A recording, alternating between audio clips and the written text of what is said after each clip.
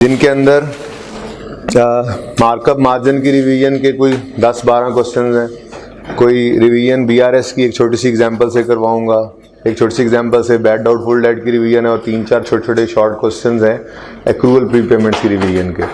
तो ये पेज आपके साथ रहेगा जब तक सिंगल एंट्री खत्म नहीं होता, क्योंकि मैं ये इकट्ठा बिल्कुल नहीं करवा रहा कि मैं सारा मार्कअप मार्जिन आज एक लेक्चर इस पे लगा दूं, फिर एक लेक्चर पे एक्रूवल प्रीपेमेंट रिवाइज हो रहे हैं जी। नहीं, बस ठीक है, साथ साथ भी कुछ आइडिया होता जाएगा। इसको हम जिस दिन भी किसी दिन टाइम मिल जाया करेगा क्वेश्चन करते हुए, 5 मिनट मिल गए, 10 मिनट मिल गए, हम यहाँ से कुछ ना कुछ रिवाइज कर लिया करेंगे। ठीक है, एक्रूवल प्रीपेमेंट्स और मार्कअप मार्जिन तो थोड़ा बहुत आज के क्वेश्चन में भी रिवाइज होगा इंशाल्लाह। ठीक है, क्लियर है? तो ये पेज आपने एंड तक अपने साथ रखना है। बाकी हम रोजाना बुक से ही पास पेपर किया करेंगे और होमवर्क में भी क्वेश्चन वहीं से ही दिया करूँगा। अगर कोई क्वेश्चन बहुत लेंथी हुआ, उसकी एडजस्टमेंट्स तोड़ के कर लूँगा, तो उस केस में फिर मैं आपको क्वेश्चन प्रोवाइड कर दूंगा हैंड आउट में, वरना हमारी बुक के अंदर सारे क्वेश्चन होंगे। ठीक है, तो आज क्वेश्चन पहला ओपन कर लें। ये हैंड आउट्स आपको मिल जाते हैं, इसकी ज़रूरत नहीं है। क्वेश्चन नंबर 1 है आज पास पेपर का, मिस्टर सऊद जवाद। अच्छा, ज़रा मुझे काइंडली ये बता दें कि कितनी को बात की थी हमने हफ्ते वाले दिन। ये वही ये फॉर्मेट बना लिया था, ये फॉर्मेट बन गया था। अच्छा, उसके बाद लेजर्स की ओपनिंग क्लोजिंग लिखे थे। थोड़ी सी बात कर ली होगी कि बैंक की पेमेंट्स हों तो उनकी ऐसे एंट्री करते हैं, बस ज़रूरत भी इतनी सी थी। आज उन बातों के ऊपर और उस कहानी के ऊपर टाइम नहीं लगेगा। दरअसल मकसद यही था, वो कहानी कि जैसे हमने बैलेंसेस एक्सट्रैक्ट करवाए थे जाके मीदे से, याद आ रहा है? वो चीज़ें नहीं होंगी, सामने डाटा होगा। ठीक है, तो सिंगल एंट्री का सवाल सीनियर से सुनने में मिलता होगा आपको कि पता नहीं चलता कहाँ से शुरू करें। भाई, ये आपने कभी भी नहीं सोचना। सिंगल एंट्री का सवाल आप तीसरी क्लास के बाद ये नहीं कह पाएंगे, ना मैं आपको कहने दूंगा कि हमें तो पता ही नहीं चलता कि सिंगल एंट्री का सवाल कैसे करें। हम 10, 12, 15 सवाल सिंगल एंट्री के करेंगे, हर सवाल को एक ही तरीके से करेंगे, अनलेस कि कोई सवाल की रिक्वायरमेंट ही वो बदल दे, वो इक्का दुक्का सवाल ऐसा को आ जाए तो आ जाए, वरना हम हर सवाल एक ही तरीके से करेंगे। हर सवाल में हमने सवाल को पढ़ना, रिक्वायरमेंट पढ़ना, पढ़ते ही हमने क्या करना है, इतनी इनकम स्टेटमेंट, इतनी बैलेंस शीट बना देनी है। इसमें कोई रट्टा नहीं है। Income statement, sale less cost of sale, मैंने कहा ये भी आपको इन्वेंट्री के लेजर से मिल जाया करेगा, इसलिए आपने इसको भी opening plus purchase less closing नहीं करना। Sale less cost of sale, GP add other income, 2 लाइनें खाली, लेस एक्सपेंसेस, बाकी का सफा खाली। अगले सफे पे balance sheet, opening net profit, drawings, closing की एक लाइन खाली, लायबिलिटीज की हेडिंग 4 एक लाइनें इसके लिए छोड़ के, टोटल की लाइन छोड़कर, एसेट्स की हेडिंग देके, बाकी का सफा खाली। ठीक है, इतना काम करने में आपने 1 से 1.5 मिनट लगाना है। ठीक है, तो इतना काम जितने बच्चों ने अभी तक नहीं किया हुआ फटाफट करें। मैंने नहीं पढ़ा सवाल, रिक्वायरमेंट तो पढ़नी थी, रिक्वायरमेंट पढ़ ली। रिक्वायरमेंट में लिखा होता prepare a trading and profit and loss account and balance sheet for the year 30 June 2002 and as on 30 June 2002। तो वो फटाफट ये काम करें, जल्दी से ये काम कर लें, इसमें देर नहीं लगनी चाहिए।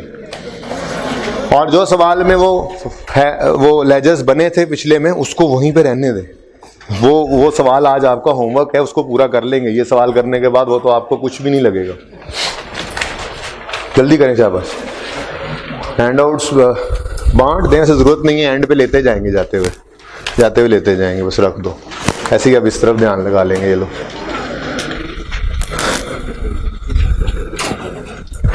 ये देख के नहीं बनाना, ये वाला फॉर्मेट देख के क्यों बना रहे हो खान साहब? आपने इंट्रो के अंदर ये वाली इनकम स्टेटमेंट बनाई नहीं है, ये इंट्रो वाली ही है बेटा। FR 1 में तो है नहीं income statement balance sheet, FR 1 में तो कैश फ्लो है और चेंज इन इक्विटी है। फिर FR 2 में जाके बनाओगे इनकम स्टेटमेंट बैलेंस शीट दोबारा। यहां पर सिर्फ इतनी इनकम स्टेटमेंट है इंट्रो वाली बस। हाँ, बैलेंस शीट थोड़ा सा इनकम एक्सपेंडिचर में जाके तफसील से भी बन जाएगी, करंट नॉन करंट की बाइफिकेशन आ जाएगी वहां पे जाके थोड़ी सी। जल्दी ये देखे बगैर करना है ये काम, जल्दी करें। वो अदर इनकम में 4 लाइनें छोड़ दी, अस्तगफिरुल्लाह। खैर है, कोई बात नहीं, नीचे कुछ ना कुछ लिख लेते। शफा जाया नहीं करना, अम्मा अब्बा के पैसे लगे होते हैं, तुम्हारा क्या जाता है।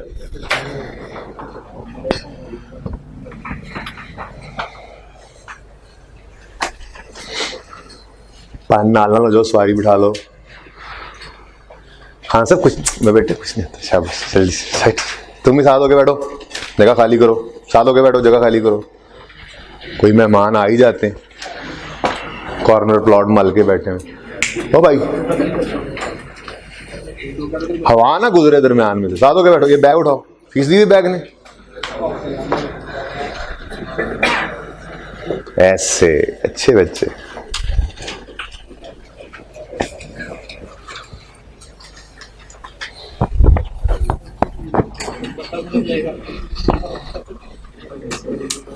इसका कॉर्नर प्लॉट छुड़वाना है मैंने। वहां पे कुछ खास नहीं होगा, वहां पे कुछ खास नहीं लिखेंगे ऐसा कि आपको नोट करना पड़े। करो जाओ। जिन जिनके ओपनिंग क्लोजिंग गिवन हो उनके लेजर्स ओपन कर लेने हैं। तो सवाल पढ़ना शुरू करते हैं। Mister Saud Jawad has been running a छोटा बिजनेस फॉर काफी साल्स but he never kept adequate accounting records. However I need to obtain a bank loan. बातें बंद कर दें please. However, I need to obtain a bank loan for business expansion. Pass paper 1 है, page number 324 है। However, I need to obtain a bank loan for business expansion. He necessitated the preparation of final accounts for the year ended 30 June 2002। भाई bank के पास loan लेने जाए ना तो अक्सर वो कह दिया करता है जरा अपने ऑडिटेड अकाउंट्स लाएं। उस बेचारे के पास तो अकाउंट्स नहीं थे, पहले वो बनवाएगा, फिर कहीं से ऑडिट करवाएगा, टप्पा टप्पा लगवा के जाएगा, तभी बैंक से उसको लोन मिलना है। ठीक है, बहरहाल उसको जरूरत पड़ गई अकाउंट्स की। As a result following information has been obtained after careful research. Mister Saud Jawaz, point A, mister Saud Jawaz business assets and liabilities are as follows. ऊपर देखें, 1 जुलाई 1, 30 जून 2। ओपनिंग पहला कॉलम है, क्लोजिंग कल सवाल दिखाया था, पूरा नहीं करवाया था, लेकिन उसमें पहले क्लोजिंग था फिर ओपनिंग। आपको कहा था ध्यान कर लेना, तेजी में ना चलना कि हमेशा पहले क्लोजिंग होगा फिर ओपनिंग। ये ना हो सारे सवाल में सारे ओपनिंग क्लोजिंग में पड़े हो, सारे क्लोजिंग ओपनिंग में। तो ध्यान से देखा हमने और हमने वेट किया कि पहले सर ये लिख लेंगे फिर हम 1 मिनट में ये काम करेंगे, है ना। तो सब ऊपर देखेंगे, सामने आपके बैलेंसेस गिवन है, ओपनिंग क्लोजिंग। ओपनिंग हो क्लोजिंग हो दोनों हो एक हो, उसका लेजर ओपन कर लेंगे जिसका भी बैलेंस आ रहा है। डन। तो सबसे पहले क्या आ रहा है, स्टॉक अकाउंट जी। ओपनिंग एसेट है, ओपनिंग इस तरफ एसेट कितना, अच्छा रुपीज इन थाउजेंड्स में सवाल कर रहा हूं जी मैं, तो 86 ओपनिंग, क्लोजिंग बता दें 168। नेक्स्ट जी, भाई इस क्लास में कितने सुबह वाली क्लास के बच्चे हैं, जरा हाथ खड़ा कर दें। सुबह अपनी क्लास में पढ़ा करो यार क्लास जी। Debtors opening 39, closing 43। नेक्स्ट जी, मैंने आपको कहा था ये 3 दोस्त हैं प्लस इनके 2 और दोस्त भी हैं, पर ये बड़े पक्के दोस्त हैं, ये और कैश बैंक। ये 5 अकाउंट्स के इर्द गिर्द ये सारा टॉपिक घूमता है। ठीक है, ले जी, क्रेडिटर्स लायबिलिटी है, ध्यान से उसी फ्लो में लिखते जाना। Opening 74, closing 89। नेक्स्ट रेंट, चलें ये बड़े लेजर्स कैश और बैंक के लिए छोड़ देते हैं। अच्छा देखें, कुछ इंट्रो याद है? वैसे तो सिर्फ रेंट लिखना चाहिए, मैं एक्सपेंस का लफ्ज सिर्फ इसलिए लिख रहा हूं ताकि हमें आसानी से जरा कैश और एक्सपेंस की फिगर का पता लग जाए। होता कंसोलिडेटेड लेजर ही है, वो जो एक्रूअल प्रीपेमेंट्स में हम किया करते थे, प्रीपेड पेबल भी इसी में, कैश भी इसी में, क्लोजिंग प्रीपेड पेबल भी इसी में, और एक्सपेंस की फिगर बैलेंसिंग निकला करती थी। बिल्कुल वही है आपके पहले वो ये हैंडआउट के अंदर 3-4 सवाल इसी की रिवीजन के हैं, वो भी हो जाएगा इंशाल्लाह, रिवीजन भी करवाऊंगा। फिलहाल तो ये सवाल आज पूरा करना मकसद है। पहला सवाल जिंदगी में सिंगल एंट्री का है ना, तो वो बिल्कुल पूरा होना बहुत जरूरी है। ठीक है, तो इसलिए छोटी मोटी जो चीजें हैं वो नहीं भी ज़हन में आ रही होंगी, एक्रूअल प्रीपेमेंट्स हैं तो वो 12 रिवाइज होकर आ ही जाएंगे। ठीक है जी, तो प्रीपेड है, बोले पहले हमने लिखा रेंट क्या है, एक्सपेंस। ठीक है, एक्सपेंस एहतियातन लिख लिया। इनकम आएगी नहीं सिंगल एंट्री में, उम्मीद है, मेरा नहीं ख्याल किसी सवाल के अंदर है, शायद कहीं आ जाए। एक्रूअल प्रीपेमेंट एक्सपेंस का यहां रिवाइज कराऊंगा, एक्रूअल प्रीपेमेंट इनकम का अगले इनकम एक्सपेंडिचर अकाउंट के अंदर रिवाइज कराऊंगा सब्सक्रिप्शन इनकम के साथ, ठीक है। तो एक्सपेंस लिखा, अब एक्सपेंस या पेएबल हो सकता है या प्रीपेड हो सकता है। पेएबल तो लायबिलिटी, प्रीपेड तो एसेट। एक्सपेंस या प्रीपेड होता है या क्लोजिंग ओपनिंग पे या पेएबल होता है, ठीक है ना। तो प्रीपेड एसेट, पेएबल लायबिलिटी। अब क्या है हमारे पास, ये प्रीपेड है तो एसेट है, एसेट को ओपनिंग, चलिए मैं ब्रॉड डाउन नहीं लिखता, मैं ओपनिंग प्रीपेड ही लिख देता हूं। कितना 3, क्लोजिंग प्रीपेड 4.2। फिर क्या आ रहा है जी, इलेक्ट्रिसिटी लिखो ना, इलेक्ट्रिसिटी लिख लो, साथ एक्सपेंस लिख लो समझने के लिए। अब देखो एक्रूड है यानी पेएबल, पेएबल लायबिलिटी, तो ओपनिंग पेएबल, लायबिलिटी इस तरफ आती है। ओपनिंग पेएबल कितना 2.1, क्लोजिंग पेएबल 1.6। और जी बैंक, बैंक आ गया, मैंने बड़ा सा लेजर बना लिया। नॉर्मली इसके अंदर काफी ट्रांजैक्शंस होती हैं, बहरहाल सवाल तो पढ़ के ही 2 बार हम शुरू किया करेंगे ना। ये तो अभी जरा पहला सवाल है, मैंने पढ़ लिया आपके लिए, अभी थोड़ा सा गो थ्रू भी करवा देता हूं बाकी पॉइंट्स। बहरहाल ओपनिंग कितना 23, क्लोजिंग 16.5। उसके बाद कैश है, ओपनिंग 3.6 और क्लोजिंग 3.3। जल्दी से ये काम कर लें और बोर्ड पे देख के नहीं करना। फायदा क्या मुझे रुकवाने का आपको, अगर बोर्ड पे देख के करना तो मैं साथ साथ नोट करवा लेता आपको, ठीक है। आपके सामने पॉइंट ए मौजूद है, लेजर ओपन करने, एसेट और लायबिलिटी का ध्यान रखते हुए ओपनिंग क्लोजिंग लिखो और ये काम 1-1.5 मिनट में कर लो, शाबाश। आने वाले अब रोज नुकसान उठाया करेंगे लेट आने का, इसलिए टाइम पे आने लग जाए, मेरा इंतजार कर लिया करें 2-4 मिनट। पहली बात है, मेरी भी कोशिश यही होगी टाइम पे क्लास शुरू हो, क्योंकि मैं बिल्कुल भी नहीं चाहूंगा कि कोई कॉन्सेप्ट छोटा मोटा रह जाया करे क्लास एंड होने से पहले।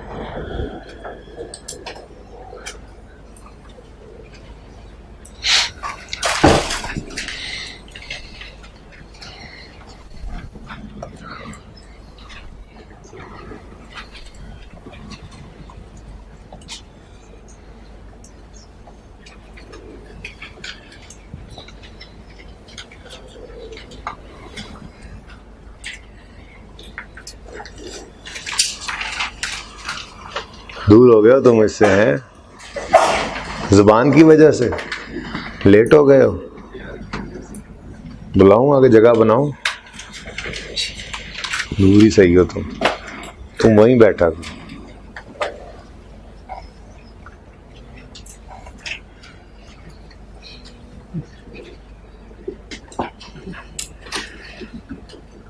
तो ये हाथ के नीचे बैठा है, तुम भी अकेले हो गए हो, हैं बेहतरीन हो गया था। हमारा दोस्त किधर है आज?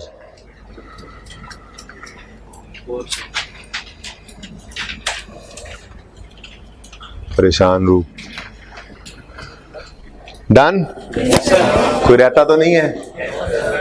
जल्दी करें, इतने देर के ये फुटों से नहीं बनाने लग जाने लेजर, ठीक है ना, फटाफट ऐसे। भाई प्रेजेंटेशन अच्छी होने का मतलब ये होता है कि पढ़ने वाले को समझ आए क्या लिखा हुआ है, बस, ठीक है ना। वो बना के फूल बूटे बनाने की कोई जरूरत नहीं होती उसमें, ठीक है ना। स्पीड से काम किया करें।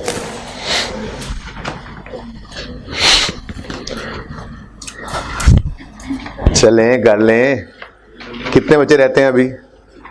जल्दी जल्दी जल्दी जल्दी। मैं ये चाहूंगा कि जब मैं बात कर रहा हूं अगली, तो फिर कोई लिखने में ना मसरूफ हो, बस सब समझने में मसरूफ हो। एसेट्स लायबिलिटीज ध्यान से लिखनी है।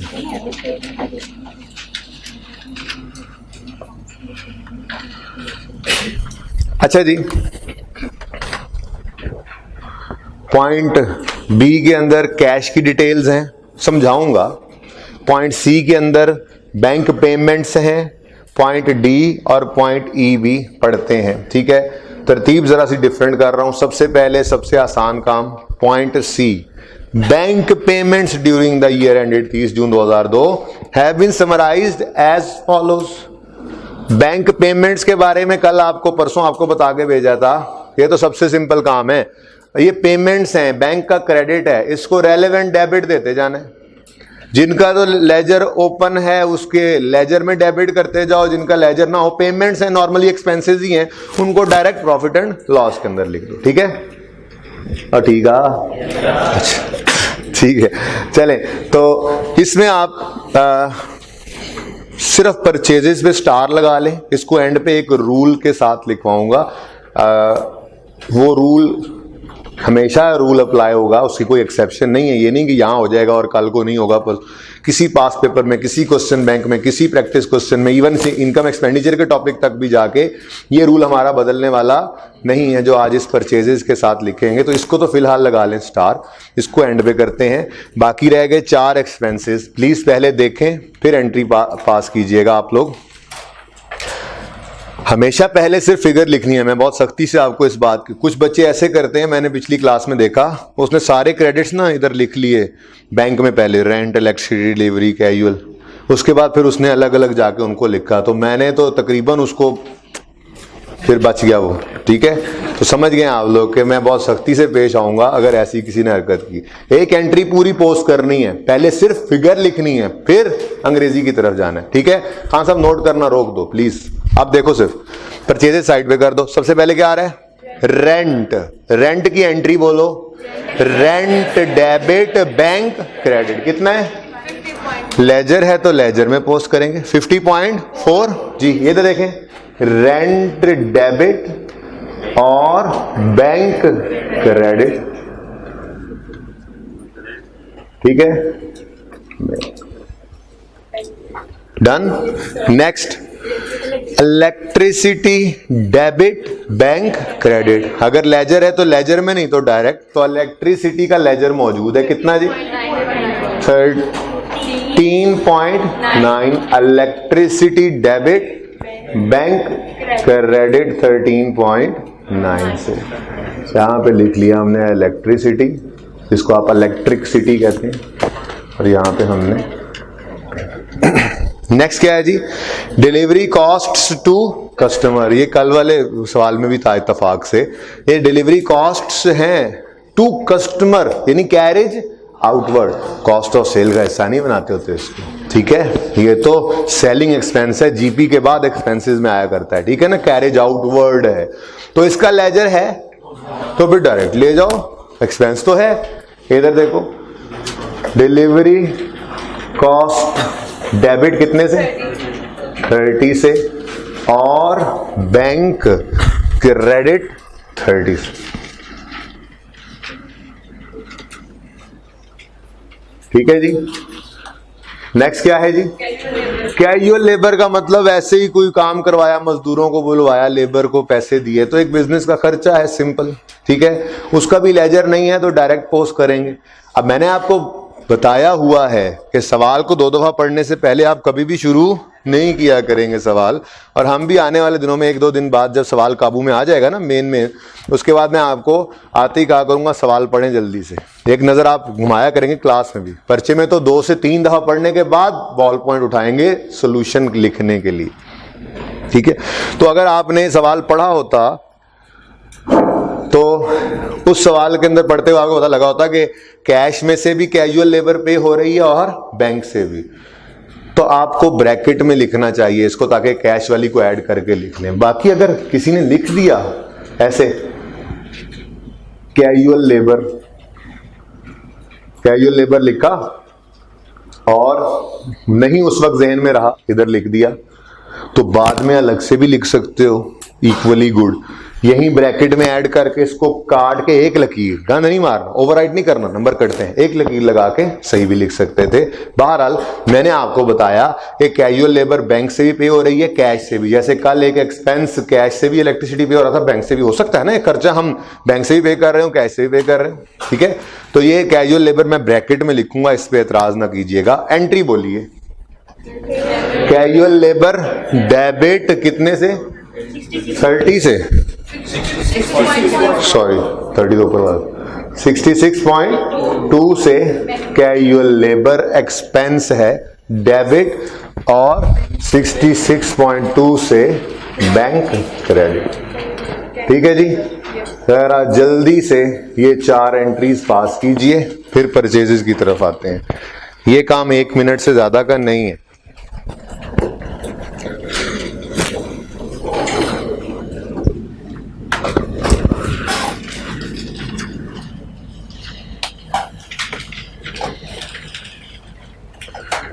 थोड़ा सा मुशक्कत लगेगी आपको कि पहले अंग्रेजी सिर्फ फिगर लिखें, फिर अंग्रेजी लिखें, बार बार इधर घूमे फिरें, पर इससे एंट्री आपकी पक्की होती चली जाएगी, गलती के चांसेस कम होते जाएंगे। करना ऐसे ही है प्लीज।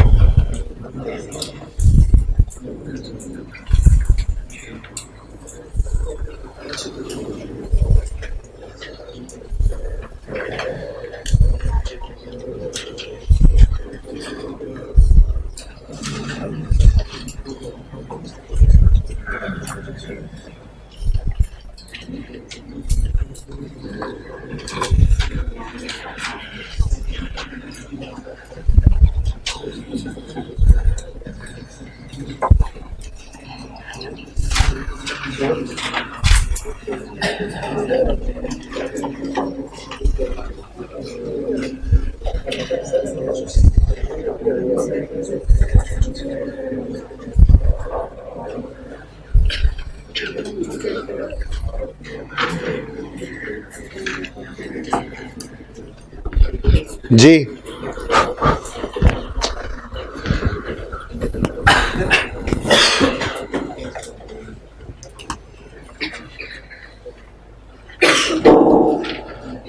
ओके जी, परचेजेस के साथ स्टार लगाएं और एक रूल लिखें।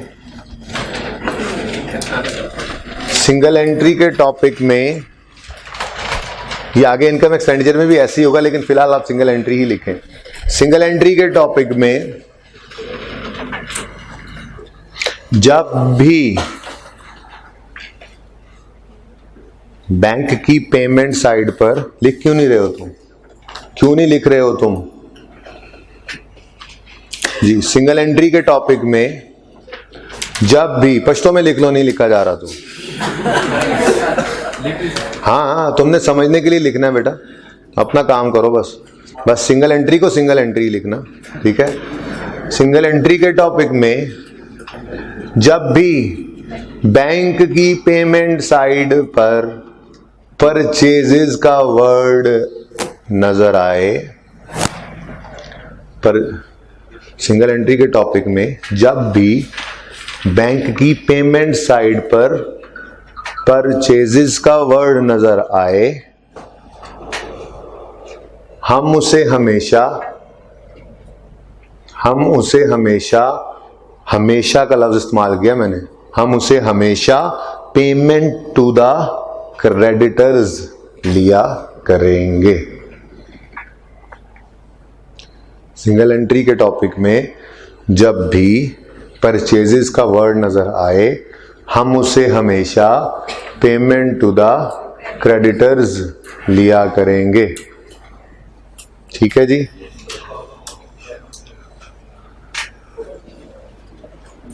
देखें फर्क क्या है, अगर आप इसको परचेजेस ही लोगे तो एंट्री बनेगी परचेजेस डेबिट बैंक क्रेडिट, और अगर आप इसको पेमेंट टू क्रेडिटर्स ले लोगे तो एंट्री क्या हो जाएगी, क्रेडिटर्स डेबिट बैंक क्रेडिट। ठीक है। आपको कल परसों दोबारा जब भी परचेजेस का लफ्ज नजर आएगा ना पेमेंट साइड पे, तब तक आपको समझ लग चुकी होगी कि क्यों नहीं इसके बगैर हम चल सकते। सवाल आगे होना मुमकिन ही नहीं होता ये, इसलिए assumption ये पक्की है, ये रूल है, इसकी कोई एक्सेप्शन नहीं है किसी पास पेपर में, किसी क्वेश्चन बैंक में, किसी प्रैक्टिस क्वेश्चन में। ये हमेशा ही ऐसे होगा, कभी ऐसा नहीं होगा आगे जाके मैं कहूँ किसी सवाल के अंदर अच्छा यार आप ऐसे कर लो गोली गोली, नहीं, ऐसा कुछ नहीं है। जो ये रूल का मतलब क्या होता है, जो हर जगह अप्लाई। ठीक है, तो हर जगह यही रूल अप्लाई होगा। अव्वल तो बैंक की पेमेंट साइड पे क्रेडिटर्स नजर आया करेगा, जैसे कल वाले सवाल के परसों वाले सवाल में दिखाया था आपको। ठीक है, लेकिन अगर कभी खुदा ना खास्ता परचेजेस का लफ्ज नजर आ जाए तो उसको हम कभी भी परचेजेस नहीं कहेंगे, हमेशा क्या कहना है उसको, पेमेंट टू द क्रेडिटर्स। ये रूल है, इसकी कोई एक्सेप्शन नहीं है, याद रहेगा। चलें अब फिर अगर यही बात है तो फिर इसकी एंट्री बोलें क्या बनती है, कि बैटरी प्रॉब्लम कर रही है जी क्या एंट्री बनती है, क्रेडिटर्स डेबिट कितने से, 1015 से, क्रेडिटर्स डेबिट बैंक क्रेडिट 1015। यहां पे लिखें क्रेडिटर्स, यहां पे लिखें बैंक। ये 1-2 दिन के अंदर 1-2 सवाल मजीद करने के बाद आपको अंदाजा हो जाएगा कि वाकई अगर ये ना करते तो सवाल आगे बढ़ ही नहीं सकता था। ठीक है, अभी सिर्फ इस रूल को ही ध्यान में रखें, इसको जहां पे अप्लाई करना हो कर लें। सारी चीजें तो पहले दिन ही ना सिखाई जा सकती। आज पहला सवाल जिंदगी में कर रहे हैं फुल फ्लैज सिंगल एंट्री का जी। Done. Point number C is done. Okay, point D पढ़ देते हैं। पॉइंट सी सबने कर लिया है, कोई कंफ्यूजन तो नहीं है किसी को। ओके, पॉइंट डी,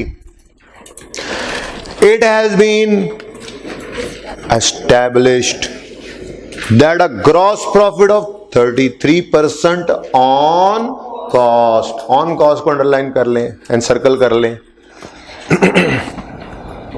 इंट्रो की रिवीजन है, बहरहाल करवाऊंगा। 12 कुछ सवाल मैंने उस हैंडआउट में लिखे हुए हैं जो आपको आज जाते हुए मिल जाएगा वहां से। उसमें कुछ मैं करवाऊंगा, कुछ आपको कहा कहूंगा ये कर लेना, आंसर शेयर कर दिया करूंगा। ठीक है, क्लास में भी हो सकता है, तो ये वक्तन फवक्तन हम प्रैक्टिस करते रहेंगे। ठीक है, या ऐसा होगा कि क्वेश्चन में ये प्रैक्टिस होती जाएगी, जैसे आज बेसिक सी प्रैक्टिस होने लगी है। ठीक है, तो फिर वहां से आपको मैं बता दूंगा कि ये सवाल भी आप कर सकते हैं। ओके, ठीक है।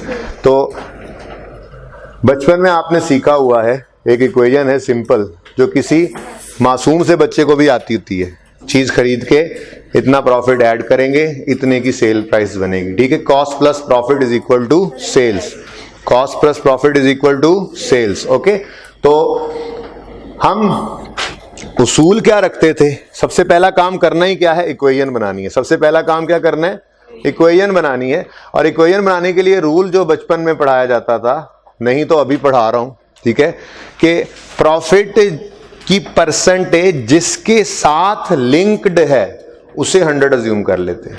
ठीक है, प्रॉफिट की परसेंटेज कभी सेल के साथ लिंक्ड होगी, कभी कॉस्ट के साथ।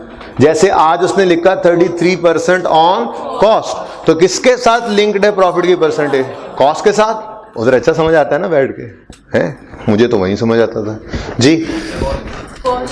किसके साथ प्रॉफिट लिंक्ड है, कॉस्ट के साथ, तो फिर कॉस्ट को क्या अज्यूम कर लोगे, 100। प्रॉफिट कितना है, 33, तो सेल 130। सबसे पहला काम इक्वेशन बनाने वाला करते हैं, और इक्वेशन बनाने के लिए क्या शॉर्टकट ज़हन में रख लिया, जिसके साथ प्रॉफिट लिंक्ड है उसे 100 अज्यूम कर लीजिएगा। बहुत मुश्किल लफ्ज बेटा, थोड़ा बड़ा नहीं, मैं बोल रहा हूं ना, वो सुन के लिख लो, ठीक है।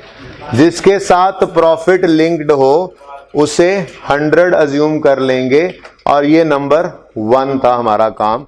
सबसे पहला काम यही किया करते थे, ठीक है। नंबर 2 क्या करना है वो इंशाल्लाह नंबर 2 की बारी आने पर देख लेंगे।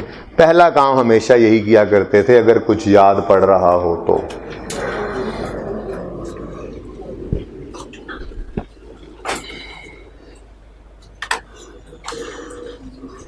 ठीक है जी।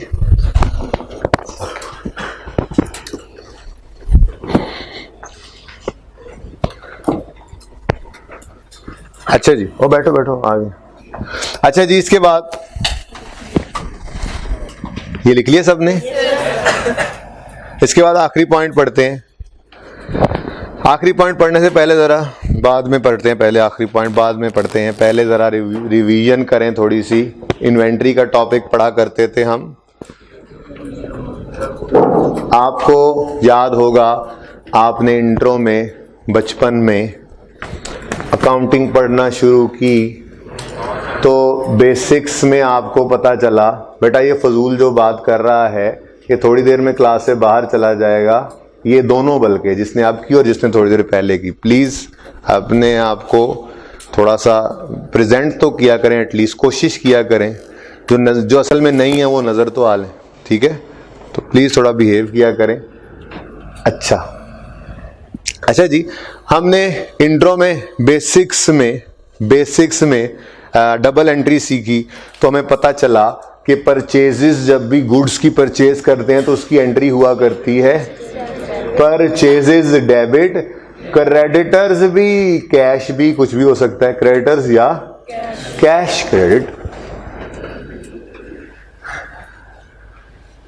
ये हम पढ़ के खुशी खुशी दंदनाते फिरते थे इंट्रो के अंदर कि हमें एक दिन इन्वेंट्री से पाला पड़ गया। इन्वेंट्री के टॉपिक पे पहुंचे तो पता लगा ओहो यहाँ तो एक और सिस्टम भी होता है। जो पढ़ते आए वो पीरियोडिक था, जो नहीं पढ़ा आज तक वो परपेचुअल है। पीरियोडिक में परचेजेस का लेजर बनाते थे, परपेचुअल में इन्वेंट्री का लेजर बनेगा। पीरियोडिक में परचेज की एंट्री होती थी purchases debit, cash creditor credit. Perpetual में आके वही एंट्री, ठीक है। यानी इस अकाउंट की बजाय इन्वेंट्री का अकाउंट बनना शुरू हो जाता था। इन्वेंट्री का अकाउंट अपनी डेबिट साइड पे चीजों का आना रिकॉर्ड किया करता था परचेजेस, और क्रेडिट साइड पे चीजों का जाना भी रिकॉर्ड किया करता था कॉस्ट ऑफ सेल्स। इसीलिए तो कॉस्ट ऑफ सेल मैंने कहा आज लेजर से निकलेगी। याद होगा परपेचुअल में एंट्रीज होती थी 2 सेल के वक्त, debtor debit sale credit, cost of sales debit, inventory credit. तो इन्वेंट्री का लेजर अपनी डेबिट साइड पे चीजों का आना रिकॉर्ड करता था, क्रेडिट साइड पे चीजों का जाना रिकॉर्ड कर रहा होता था, ठीक है। तो परचेजेस का लेजर बनना बंद हो जाता था, इन्वेंट्री का लेजर बनना शुरू हो जाता था। सिंगल एंट्री के टॉपिक में हम तो हर चीज का लेजर बना लेते हैं बशमूल स्टॉक। तो क्या हमारे सिंगल एंट्री के टॉपिक में कभी परचेज की एंट्री परचेज डेबिट होगी? आपको पूरे सिंगल एंट्री के टॉपिक में जिस तरह से हम सवाल करते हैं कभी परचेजेस का लेजर नजर ही नहीं आएगा। जब परचेज का लेजर कभी नजर नहीं आएगा तो इसका मतलब आपकी एंट्री अब सिंगल एंट्री के टॉपिक में क्या हो जाएगी? इन्वेंट्री डेबिट, कैश या क्रेडिटर क्रेडिट। याद आ गया? कुछ थोड़ा थोड़ा याद आ रहा है? कुछ यादें ताजा हो रही हैं इंट्रो वाली? ओके। अच्छा चलें, अगर रिटर्न हो, रिटर्न की एंट्री हुआ करती थी क्रेडिटर या cash debit, purchase return credit. फिर हमने देखा परपेचुअल सिस्टम आया तो हमने कहा था नहीं जी अब इन्वेंट्री का आना डेबिट पे, जाना क्रेडिट पे। तो परचेज रिटर्न की एंट्री हो गई थी क्रेडिटर या cash debit, inventory account credit. और ठीक है ना, ऐसे ही हमने एक ये भी देखा हुआ था बचपन में ही, इंट्रो में बेसिक्स में पढ़ा था कि अगर ओनर ड्राइंग्स कर ले इन द फॉर्म ऑफ गुड्स तो उसकी एंट्री क्या होती है? Drawings debit, purchases credit. ये आपने बचपन में पढ़ा था। लेकिन फिर आप कहां पहुंच गए? इन्वेंट्री के टॉपिक में। तो आपको पता चला कि परचेज का लेजर तो बन ही नहीं रहा, इन्वेंट्री बन रहा है। तो यही एंट्री बदल गई थी, ड्राइंग्स डेबिट, इन्वेंटोराई क्रेडिट। अब हमारे पास तो परचेज का लेजर है ही नहीं, तो इसका मतलब ये एंट्री भी हमेशा सिंगल एंट्री के टॉपिक में ड्राइंग्स डेबिट इन्वेंट्री क्रेडिट हो जाया करेगी। ठीक है जी, ओके। अब पढ़ें जरा पॉइंट नंबर ई। सारी चीजें असल में अभी नई नई है ना, रिवाइज करानी पड़ रही हैं इंट्रो वाली। एक बार ये सारी चीजें थोड़ी बहुत रिवाइज हो जाएंगी तो अब अगली बार जब भी drawings in the form of goods आएंगी तो मुझे ये बात करने की जरूरत नहीं पड़ेगी। जरा देख लें। Mister Saud Jawad is able to confirm that he has taken out of the business goods for his own use costing 6000 during the year। क्या है ये? Drawings in the form of goods. तो एंट्री बनेगी ड्राइंग्स डेबिट इन्वेंट्री क्रेडिट। ठीक है, अब ये entry post करनी है।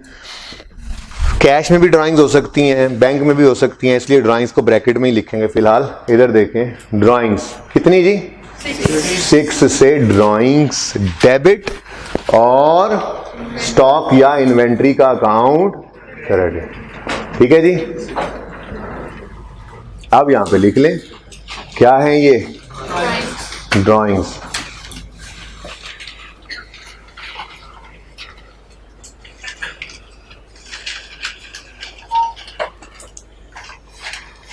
ठीक है जी, done. Drawings debit inventory credit. Entry लिख लें जल्दी से ई पॉइंट के साथ या पोस्ट ही कर लें। होता है इन्वेंट्री है, दोनों एंट्रीज होती हैं बिल्कुल, लेकिन हम कॉस्ट ऑफ सेल वो बताऊंगा। कॉस्ट ऑफ सेल हम वैसे ही बैलेंस ही निकालते हैं। ठीक है, वो देख लेंगे हम। फिलहाल बस ड्राइंग्स की एंट्री करें। ये ड्राइंग्स के अंदर कॉस्ट ऑफ सेल को कुछ नहीं कहते होते हम, ड्राइंग्स की जस्ट एंट्री यही होती है। चीजें खरीदने पर इन्वेंट्री डेबिट क्रेडिटर क्रेडिट होता है। चीजें खरीदने पर, बेचने पर cost of sale debit inventory credit होता है। बेचते वक्त दो एंट्रीज होती थी, वो बेचने वाली एंट्री हमने करनी नहीं है, वो बैलेंसिंग निकालेंगे इंशाल्लाह। कॉस्ट ऑफ सेल बैलेंसिंग निकलेगा हमारा।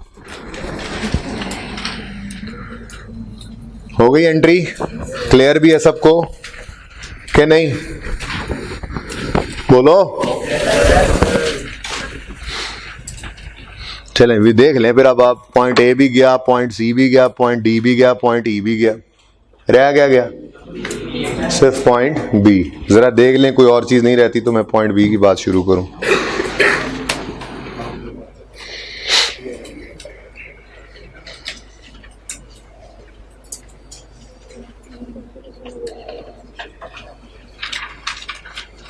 करें शुरू। Point B, all takings underline करें, नई चीज आ गई। टेकिंग्स क्या होती हैं देखिएगा।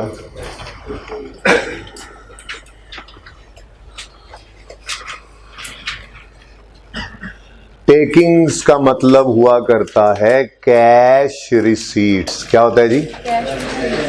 कभी भी इसका मतलब ये नहीं है चेक रिसीव्ड, ये कभी भी नहीं होगा। टेकिंग्स का मतलब हमेशा क्या होता है? Cash receipts. टेकिंग्स का मतलब कैश रिसीट्स, कभी भी चेक रिसीव्ड नहीं। बैंक की बात नहीं हो रही। ये क्या हो रहा है? जो कैश के दराज में पैसे डेबिट हुए उनको टेकिंग्स कहा जाता है। ठीक है, और सही है। तो टेकिंग्स को अंडरलाइन करके आपने लिख लिया इसके ऊपर कैश रिसीट्स। ठीक है, कैश रिसीट्स कहां कहां से आ सकती हैं बिजनेस के पास? बताओ जी। बिल्कुल, नॉर्मली कैश रिसीव हुआ फ्रॉम कैश सेल्स, या डेटर्स, वो जो खाता बनाया हुआ था मीदे ने कल, उसने पैसे जब लेने आए तो वो बंदे कैश में लाएंगे तो वो कैश रिसीट्स हैं। बैंक में भी ला सकते हैं, लेकिन मैं तो ये कह रहा हूँ कैश रिसीट्स बिजनेस के पास कहां कहां से आ सकती हैं? या कैश सेल्स से कैश रिसीव हो, या फिर कैश डेटर्स से रिसीव हो जाए, कैश रिसीव्ड फ्रॉम डेटर्स। ठीक है जी, तो ये एक नई चीज आई थी, नई टर्मिनोलॉजी आई थी, टेकिंग्स। टेकिंग्स का मतलब होता है कैश रिसीट्स। बिजनेस में टेकिंग्स नॉर्मली इन दो रास्तों से ही आ सकती हैं। अब ये ना कहना फिक्स एसेट भी तो बिक सकता है। मैंने कब कहा बिक सकता है? तो वहां से भी आएगा, मैं तो नॉर्म की बात कर रहा हूं। ठीक है, फिक्स एसेट सवाल में बेचेगा और कैश आएगा तो वो भी कैश टेकिंग्स के अंदर आएगा। रिसीट्स, बस कैश रिसीट्स। टेकिंग्स का मतलब क्या होता है? Cash receipts.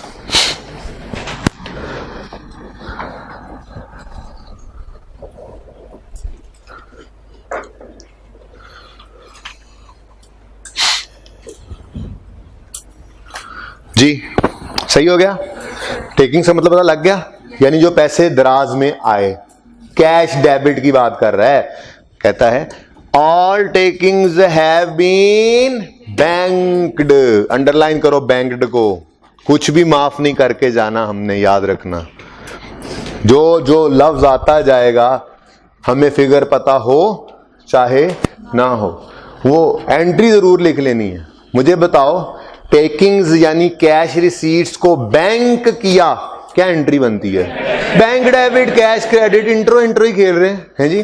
Takings cash receipts को बैंक किया, एंट्री बैंक डेबिट। तरीका वारदात देखें, बैंक डेबिट नहीं पता, क्वेश्चन मार्क हमारा दोस्त। कैश क्रेडिट नहीं पता, कैश क्रेडिट क्वेश्चन मार्क। यहां पे लिखो क्या, अभी फिगर नहीं ना पता बेटा, वहां पे लिखा होता कि इतनी टेकिंग्स जो है वो बैंक हुई है तो वो फिगर लिखते, ठीक है बैंक। और यहां पे अब आप कहोगे जी हम पेपर में क्या करेंगे, ऐसे पेपर में लिखें तो फिर जब फिगर आए तो उसको कहां लिखें? तो भाई उसके लिए आपके लिए इधर देखें, आपके लिए हाल ये है, ये जगह खाली रखिएगा, ठीक है, लगाना जरूर है। सवाल पढ़ते ये एक बार सवाल जब पूरा हो जाएगा ना, मैंने सवाल को साइड पे रख देना है कंप्लीट करते हुए, सवाल को दोबारा देखना ही नहीं है, सवाल से गुजरते हुए सब कुछ जो है वो लिख के देख के एंट्रीज करते जाना है। फिगर पता नहीं है तो हर चीज को डबल एंट्री में कन्वर्ट कर रहे हैं ना, ठीक है। फिगर पता नहीं है तो क्वेश्चन मार्क लगाओ, कभी ना कभी मिल जाएगी फिगर इंशाल्लाह कहीं ना कहीं से, ठीक है। डन, चलें आगे। तो all takings have been banked, bank online करके आपने छोटा सा ऊपर लिख लिया होगा उसकी एंट्री, bank debit cash credit. Cash को बैंक करने की एंट्री होती है बैंक डेबिट कैश क्रेडिट, ठीक हो गया। After deducting the following payments, पर ठीक है, वो सारा दिन कैश की दराज में पैसे भरते रहते हैं, कुछ बीच में से चीजें खर्चे वगैरह करके बकाया पैसे जाते हुए बैंक में जमा करा देते हैं। अब वो खर्चे कौन कौन से हैं, पहले दूसरा और तीसरा पढ़ते हैं, पहले की तरफ बाद में आते हैं। दूसरा क्या है? ओह कैजुअल लेबर, इसलिए ब्रैकेट में लिखा था। अब कैश से हो रहा है खर्चा तो कोई फर्क नहीं पड़ता भाई, कैश क्रेडिट हो जाएगा बैंक की बजाय, बाकी तो सारा लेजर है तो लेजर में, नहीं है तो डायरेक्ट, ये मामला तो वैसे ही रहेगा, बस बैंक की बजाय कैश क्रेडिट हो रहा है। आसानियां, इतना जबरदस्त टॉपिक है कसम से। तीसरे दिन आप कहोगे लो जी 18 का आए तो 10-12 मेरे हो गए पक्के, देख लेना आप खुद ही कहेंगे, ये परसों वाले टेस्ट में भी आप यही कहेंगे इंशाल्लाह जी। ओके हाँ जी, बोले बोले बोले एंट्री बोले। कैजुअल लेबर डेबिट कितने से? 12 से, और कैश क्रेडिट 12। ठहर जाएं, साथ साथ ना करें, दूसरी एंट्री मुझे करने में भी टाइम देता हूं। नेक्स्ट क्या है? परचेजेज। अब हर जगह नहीं ये रूल लगाई जाना, मैंने स्पेसिफिकली रूल लिखवाया आपको, बैंक की पेमेंट साइड पे अगर परचेज आए तो, मैंने नहीं कहा कैश या बैंक, कभी भी ये नहीं करना कैश में भी परचेज आए। कैश में परचेज आ रही है तो उसका मतलब परचेजेज डेबिट कैश क्रेडिट ही है, ओके बात समझ रहे हो ना। तो सिर्फ बैंक की पेमेंट साइड वाली परचेजेस अगर आ जाएं, लिखा हुआ परचेज आ जाए तो हम उसको पेमेंट टू द क्रेडिटर्स कहते हैं। क्लियर है ये बात? चले अच्छा जी, तो ये क्या है? Purchase of goods for resale. Entry बोले, बचपन वाली एंट्री बोले पहले, परचेजेस डेबिट कैश क्रेडिट, लेकिन यहां पर परचेजेस की बजाय इन्वेंट्री डेबिट हो जाएगा, कोई मसला नहीं है। इन्वेंट्री डेबिट कितने से? 18 से। इन्वेंट्री स्टॉक डेबिट कैश, यहां पे जो अकाउंट लिखा वही नाम लिख देंगे, स्टॉक अकाउंट। और चलेंगे जल्दी से दोनों एंट्रीज करें, बल्कि रुक जाए तीसरा भी देख ही लें, एक ही बार करिएगा। इधर देखिए, एक चीज छोड़ गया ऊपर, वो क्या है? Cash drawings. कैश ड्राइंग्स की एंट्री बोलो, drawings debit cash credit. Figure होगी तो फिगर लिखेंगे, नहीं तो क्वेश्चन मार्क तो है ही, ठीक है। तो कहता है cash drawings, mister Saud Jawad has not kept a record of cash drawings. है ये बड़ा मसला होगा, कैश से ड्राइंग्स करे ना तो सबसे बड़ा मसला यही आता है, क्योंकि छुट्टी का वक्त होता है, निकलते हुए जेब से निकाले, जेब में डाल दिए पैसे, कभी कितने निकाल लिए, कभी लिखना भूल गए, कभी रिकॉर्ड रखा नहीं रखा, घर से बच्चा आ गया, अब्बू जी फलां चीज दे दें, सऊद जवाब ने निकाल के दे दिए, वो पैसे जाई जा रहे हैं। कभी रिकॉर्ड होता है, कभी तेजी में नहीं भी होता। तो कैश ड्राइंग्स अक्सर जो है वो सही नहीं रिकॉर्ड हुई पड़ी होती, ये फिगर हमें नॉर्मली सवाल में नहीं मिला करेगी। तो ये एंड पे बैलेंसिंग निकला करेगी। कैसे सारा सवाल पूरा होगा देखेंगे आज आप। बहरहाल वो कहता है, अगली बात बाद में पढ़ते हैं, पहले मैं कहता हूं, मैं कह रहा हूं फिगर नहीं है हमारे पास, ठीक है। तो एंट्री बोलो, ड्राइंग्स डेबिट, ड्राइंग्स तो इधर आएंगी ना, अच्छा चलो कोई नहीं है तो खैर है, ड्राइंग्स डेबिट कभी तो आ ही जाएंगी, और कैश यहां पे क्या लिख लें, ड्राइंग्स। डन, सही है। अब आगे पढ़ लेते हैं जुमला। कहता है कैश ड्राइंग्स में mister Saud Jawad has not kept a record of cash drawings but suggests these will be in the इलाका ऑफ 80,000। वो रीजन का तो ये मतलब होता है, आइकन में गलत लफ्ज होना चाहिए था, इन द रेंज ऑफ। बहरहाल उसके कहने का मकसद ये है, वो कहना ये चाह रहा है कि जी रिकॉर्ड तो नहीं रखा पर अंदाजा है कि लगभग 80,000 होंगी। अब लगभग की क्या एंट्री करें, लगभग की तो कोई एंट्री नहीं हो सकती ना, ठीक है। 80,000 क्या करें, 70 भी हो सकता है, 75 भी हो सकता है, 85 भी हो सकता है, 80 भी हो सकता है, लेकिन कंफर्म नहीं है, उसने रिकॉर्ड नहीं रखा हुआ। आप समझे हो? तो इसलिए मैंने क्वेश्चन मार्क यूज किए। कैश ड्राइंग्स तो हैं, ये उसने बता दिया। ने कहा सारा कैश बैंक में जमा करवा देते हैं, कुछ खर्चे निकालने के बाद अपने घर ले जाने के लिए पैसे निकालता हूं, कुछ कैजुअल लेबर पे की हुई है और कुछ ड्राइंग्स की हुई है, ठीक है। नहीं, तीसरी चीज कौन सी थी, परचेजेस करता हूं, ठीक है जी। डन, जल्दी से ये तीनों लिखें, जल्दी से।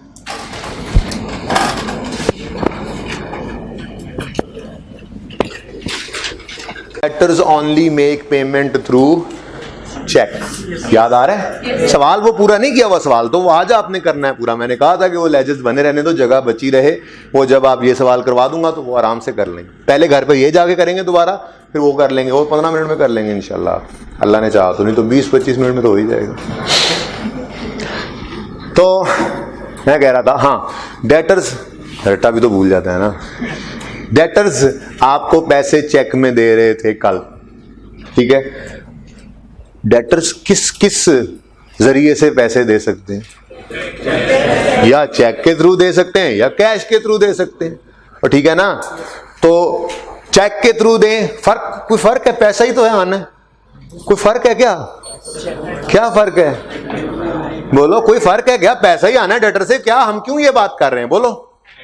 एंट्री का फर्क है भाई, बैंक में पैसे आए तो entry bank debit debtor credit, और अगर कैश में दे तो कैश डेबिट डेटर क्रेडिट, ठीक है। अब कल के सवाल में उसने साफ सुथरा लिख के दिया था, debtors only make payment in cheque. Open करके देखो जरा, प्रैक्टिस क्वेश्चन 5 जल्दी से, पेज नंबर भी बताओ, जल्दी करो। अज्जन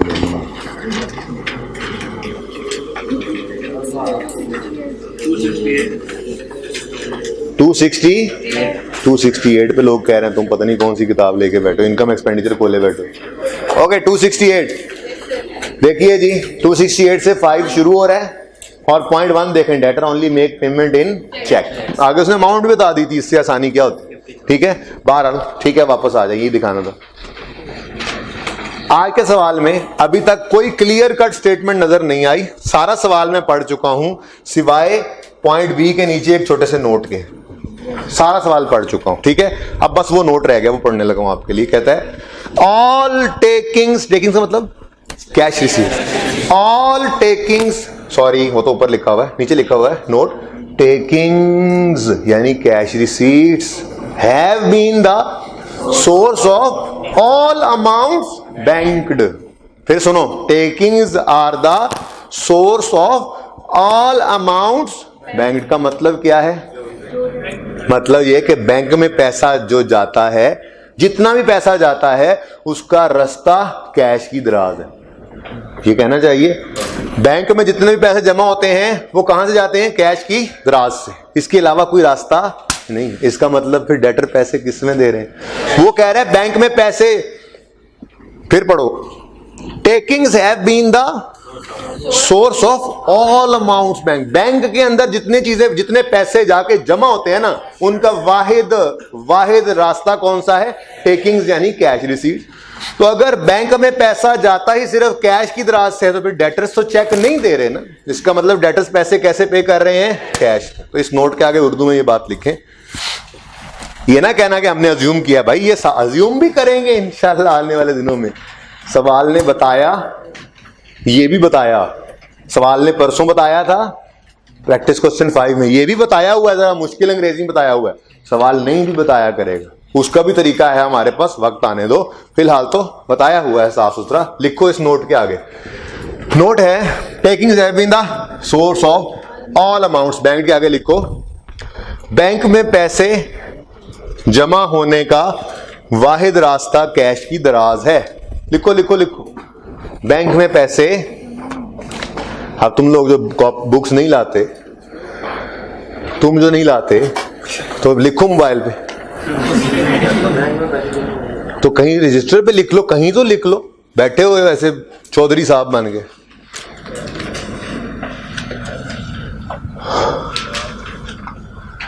चूस गए वो सारी ऑक्सीजन यार कमरे की, बंद दरवाजा खोल लो, कुर्सी सामने रख लो। हाँ जी, बैंक में पैसे जमा होने का वाहिद रास्ता कैश की दराज है। इसका मतलब डेटर्स पैसे कैश में पे कर रहे हैं, ये लिखकर आगे एंट्री लिख लो, कैश डेबिट डेटर क्रेडिट। इसका मतलब डेटर्स, भाई कोई असम्पशन तो नहीं ना ली, साफ सुथरा लिखा हुआ है, असम्पशन नहीं ली मैंने, ठीक है। अगर बैंक में वाहिद, वो कह रहा है सारी बैंकिंग्स का रास्ता टेकिंग्स है, तो मतलब डेटर पहले पैसे कैश में देते हैं, फिर वो टेकिंग्स बैंक में जमा होती है, ठीक है। तो बैंक में पैसे जाने का वाहिद रास्ता कैश की दराज है, इसका मतलब डेटर्स पैसे कैश में पे कर रहे हैं। ये लिखकर आगे छोटी सी एंट्री लिखो, कैश डेबिट डेटर्स क्रेडिट।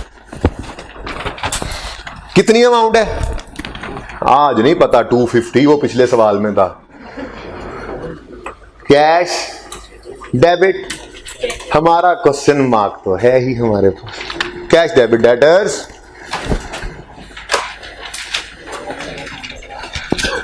ले जी,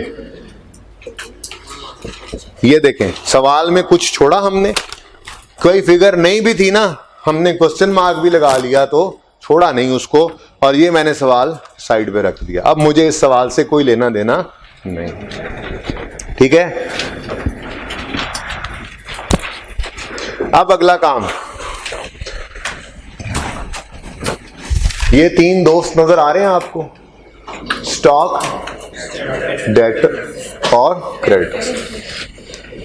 आप कहोगे इनके साथ अकाउंट नहीं लिखा हुआ, लिखा हुआ है जी। ये 3 दोस्त, इससे अगला शिकार हमारा वो करेंगे जब सवाल हम पूरा करके साइड पे रख देंगे। खैर और आसान नंबर नजर आ रहे हैं हमें, लेकिन छोड़ो, मैं सवाल पूरा करवा रहा हूं ना। ये 3 अकाउंट्स हैं, इनके बारे में जरा थोड़ी सी तवज्जो से बात सुनिएगा। मुझे ये बताएं, डेटर्स के लेजर में नॉर्मली क्या कुछ होता है? Opening, sales, cash receive, normally नहीं होता sale return, cash received, closing, ये नॉर्मल 4 आइटम्स हैं। Sale return is an abnormality, bad debt is an abnormality, discount received is an abnormality, होगी तो बताएगा, मैं नॉर्मल की बात कर रहा हूं। नॉर्मल 4 आइटम्स इस लेजर के कौन से हैं? Opening, sales, cash received, closing. Creditors, creditors का अकाउंट जी, ओपनिंग, परचेजेस, कैश पेड और क्लोजिंग। आप कहेंगे जी डिस्काउंट रिसीव्ड कहां गया? अब नॉर्मल सेल, परचेज रिटर्न्स कहां गई? अब नॉर्मेलिटी होगी तो सवाल बताएगा। नॉर्मल 4 चीजें ये, इन्वेंटोरी बोलें, ओपनिंग, परचेजेस ही आती है ना इस तरफ, वो मैं सही लिख लूंगा, यहाँ क्रेडिटर या कैश आता है, यहाँ पे इन्वेंट्री आता है, मैं सिर्फ बता रहा हूँ नॉर्मल आइटम्स क्या होते हैं। इन्वेंट्री के डेबिट साइड पे परचेज आती है। Opening, purchases, cost of sale, cash कहां से आ गया जी, कॉस्ट ऑफ सेल और क्लोजिंग। आप कहेंगे जी drawings in the form of goods भी तो हो सकती हैं, होगी तो बताएगा, वो बताएगा अलग से, हमने कभी उसको अज्यूम खुद से नहीं करना। तो ये 3 अकाउंट्स में ये 4 चीजें नॉर्मल हैं, तो अगला काम हमारा क्या होगा, इन 3 अकाउंट्स में ये 4 चीजें पूरी किया करेंगे। तो अपनी अगली हेडिंग बनाएं, ये 3 अकाउंट्स, 4 जैसे आप लोग हैं चीजें 3 अकाउंट्स 4 चीजें, 3 अकाउंट्स 4 चीजें। आज घर जाके 100 दफा एक तस्वीर पढ़नी है इसकी, 3 अकाउंट्स 4 चीजें, 3 अकाउंट्स 4 चीजें, 3 अकाउंट्स। अच्छा ये हेडिंग बना लें, ये नहीं बनाने आपने, इसकी जरूरत नहीं है, ये सिर्फ समझाने के लिए था। आप लिखना शुरू करें, आप लिखना शुरू करें।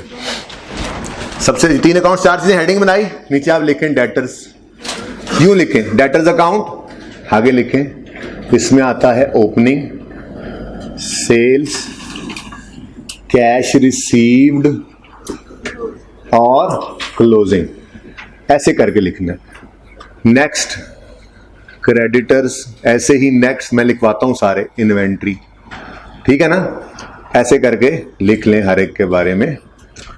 3 अकाउंट 4 चीजें, हेडिंग दे दी, 3 अकाउंट 4 चीजें, बोले पहला नंबर डेटर का लिखें, डेटर के अंदर क्या कुछ होता है, opening, sales, cash received, closing.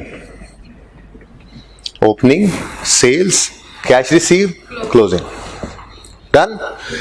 आगे बढ़े, क्रेडिटर्स, दूसरी हेडिंग बनाए, दूसरा नंबर लिखें क्रेडिटर्स अकाउंट जी। इसमें 4 नॉर्मल चीजें क्या हैं, opening, purchases, cash paid, closing. Opening, purchases, cash paid, closing. फिर इन्वेंट्री में आए, इन्वेंट्री में आए, मैं नॉर्मल 4 चीजों की बात कर रहा हूं, वो ड्राइंग जो थी सवाल ने बताई हुई है उसके बारे में सोचने की जरूरत नहीं है जी। लिखें अगला इन्वेंट्री, इन्वेंट्री में क्या होती है, 4 चीजें, मैं 4 चीजों की बात कर रहा हूं, 5वीं 6वीं 7वीं वो सवाल में होगी तो बताएगा, नहीं होगी तो हम कभी अज्यूम नहीं किया करेंगे, जैसे इधर भी मौजूद है, ऑलरेडी पड़ी हुई है पहले से, ठीक है जी। इन्वेंट्री के लेजर में लिखें opening, purchases, debit side purchase आती है ना, फिर कॉस्ट ऑफ सेल्स और फिर क्लोजिंग।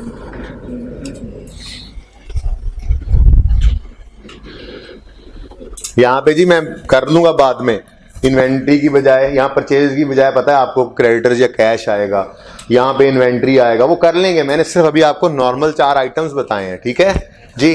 तो ये 3 अकाउंट्स 4 चीजें, डेटर में opening, sales, cash receive, closing. Creditor में opening, purchase, cash paid, closing. Inventory में opening, purchase, cost of sale, closing. सवाल पूरा होने के बाद इन 3 अकाउंट्स में ये 4 चीजें पूरी करनी है, ठीक है, बात समझे हो। इधर देखो, जैसे स्टॉक का अकाउंट, ओपनिंग, परचेजेस, कैश वाली तो आ गई, आपको पता है क्रेडिटर वाली भी होंगी, नहीं पता अभी, कॉस्ट ऑफ सेल भी नहीं पता अभी। इधर देखें 2 क्वेश्चन मार्क्स हैं इसमें, इसके पास गए, हमारे दोस्त है ना ये तीनों, हमने कहा यार क्या ख्याल है, तुम बैलेंस हो रहे हो? उसने कहा भाई मेरे पास तो अभी 2 क्वेश्चन मार्क है, कहीं से एक ले आओ, दूसरा मैं दे दूंगा। हम आगे बढ़े डेटर के पास, हमने कहा ओपनिंग, सेल्स, कैश रिसीव्ड और क्लोजिंग आता है। इसने कहा यार अपना भी हाल कुछ ऐसा ही है, 2 क्वेश्चन मार्क हैं, आगे जाओ। इधर आए, ये 90% क्वेश्चन में ना यही दोस्त हमें हेल्प करेगा, इसीलिए तो यहाँ पे कुछ लाने के लिए एक पक्का रूल हमने बनाया थोड़ी देर पहले, वरना सवाल आगे चल ही नहीं पाते सिंगल एंट्री के। और इसमें कोई एक्सेप्शन नहीं, ऐसे ही होता चला आ रहा है आज तक, ऐसे ही होता रहेगा स्टॉक, ठीक है। इसके पास गए, इसने कहा बिस्मिल्लाह बिस्मिल्लाह। हमारे पास देखें, जो अब नॉर्मेलिटी उसको अज्यूम नहीं करना कभी भी, वो सवाल में जब भी अगर को होती कोई डिस्काउंट अलाउड होता या सेल रिटर्न परचेज रिटर्न होती, वो लिखी होती, हम उसकी एंट्री पहले ही कर देते, ठीक है ना। इसके बाद मैंने कहा बिस्मिल्लाह बिस्मिल्लाह, ओपनिंग भी है मेरे पास, कैश पेड भी है, क्लोजिंग भी है, तुम ले जाओ परचेजेस। बताओ बैलेंसिंग 1030, ठीक है। अब एक छोटा सा मसला सिर्फ रह गया, वो क्या, हम चूंकि सिंगल एंट्री के टॉपिक में परचेज का लेजर बना नहीं रहे, ये लिख के काटना है प्लीज, और कुछ दिन लिख के काटते रहना है ताकि हमें वो महसूस ही ना हो कोई नई चीज है, ठीक है, ये परेशान ना हो दिमाग। वही एंट्री की जैसे परचेज वाली बात की, नॉर्मल जो बात होती थी, ठीक है। अब इसको काट के क्या लिख दो, इन्वेंट्री, ये लिख के काटना है प्लीज, इन्वेंट्री। 4-5 दिन लिख के ही काटते रहेंगे, इन्वेंट्री नहीं, जो यहाँ पे नाम है वही लिख लो, वरना ढूंढते ही रहोगे। स्टॉक अकाउंट, ठीक है जी, सही हो गया। यानी ये एंट्री क्या हुई है, stock, inventory debit creditor, inventory debit creditor, यही एंट्री हुई है ना, इन्वेंट्री डेबिट क्रेडिटर। तो इसलिए वो परचेज की बजाय इन्वेंट्री में डेबिट होना है। तो इधर से उछल के हम गए इधर, हमने कहा ये लो, तुमने कहा था ना एक चीज ले आओगे तो दूसरी बैलेंसिंग निकाल लेना, अब मुकरना मत। कहा नहीं मुकरता नहीं हूं। देखो अब ओपनिंग परचेजेस, सॉरी ओपनिंग, हाँ परचेजेस, अब नॉर्मल भी आ गया, क्लोजिंग है, तो एक चीज ही रह गई ना अब मेरे पास भी, वो क्या है, कॉस्ट ऑफ, ठीक है जी, बैलेंसिंग क्लोजिंग। ये कहां जाएगा, कहां, प्रॉफिट एंड लॉस में। ये कहां जाएगा, बैलेंस शीट में।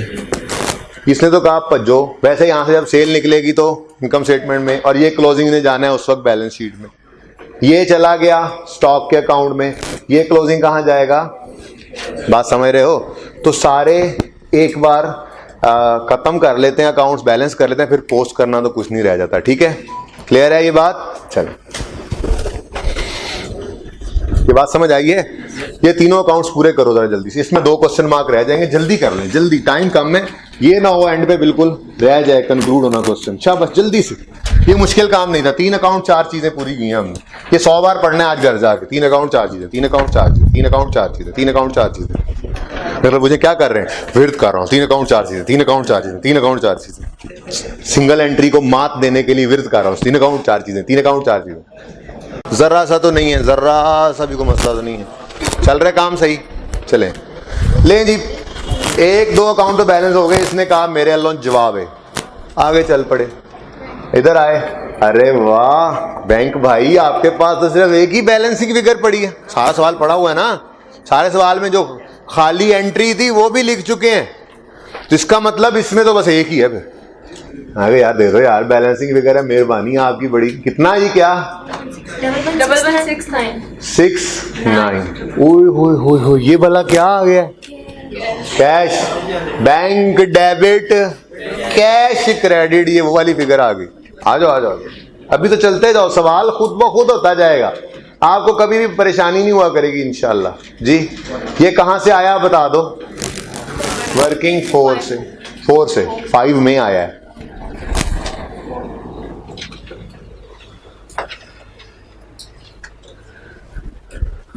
ओके नाउ कैश के पास आए तो हमने कहा लो यार तुम्हें बैंक वाली फिगर भी ला दी है, नोट कर लो तुम लोग जोर लगा के, कहीं मिस ना हो जाए नोट होना, समझ आए ना आए, खैर नोट लेके जाना क्लास में, पेपर में भी नोट्स लेके। हमने इसको कहा भाई कैश तुम्हें हमने बैंक वाली फिगर भी दे दी है, अब तो बताओ। उसने कहा सॉरी मेरे पास अभी भी 2 क्वेश्चन मार्क्स हैं, आप आगे जाएं। तो ये दोनों ने वक्त डाला हुआ है, 2 क्वेश्चन मार्क्स वाले। 1 क्वेश्चन मार्क जहां आ गया वहां जिंदगी आसान है, डन।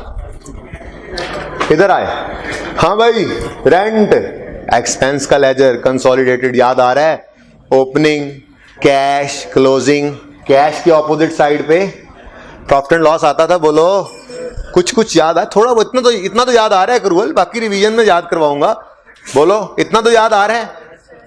बैंक रेंट एक्सपेंस में डेबिट साइड पे आता था कैश या बैंक, तो क्रेडिट साइड पे प्रॉफिट एंड लॉस। भाई जातियां ना मारो, काम करो अपना। प्रॉफिट एंड लॉस अकाउंट में बैलेंसिंग फिगर कितनी आ रही है? 49.2।